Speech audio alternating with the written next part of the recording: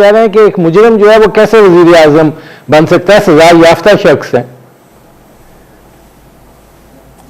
جب تک کہ ان کی سزا جو ہے، جس کو میں سینٹنس نہیں کنوکشن کی بات کروں گا، سینٹنس جو ہے وہ تو جیل کی سزا ہے، اور جو کنوکشن ہے اس میں جیل کی سزا کے علاوہ اور چیزیں ہیں، اور اس میں نااہلی ہے.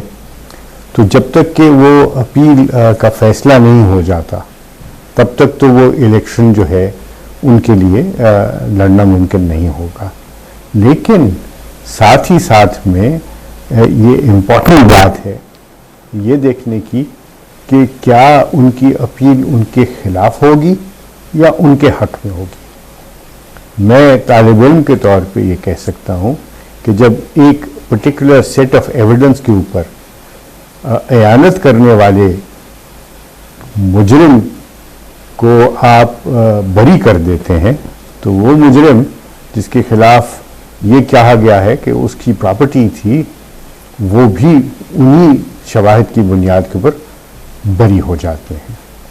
اور یاد رکھیں کہ یہ دونوں کیس عزیزیہ اسٹیل مل کا اور ایون فیلڈ کا، یہ کیسز ہیں اپنی آمدنی سے زیادہ کے اثاثے بنانے کا. ایک کیس میں تو یہ کہہ چکی ہے کورٹ کہ یہ نواز شریف صاحب کے جو اثاثے ہیں ان کی تخمینہ تو لگایا ہی نہیں گیا، نہ ہی ان کی آمدنی کا تخمینہ لگایا گیا، اور کوئی ایکسپرٹ اس کے لیے پیش نہیں ہوا.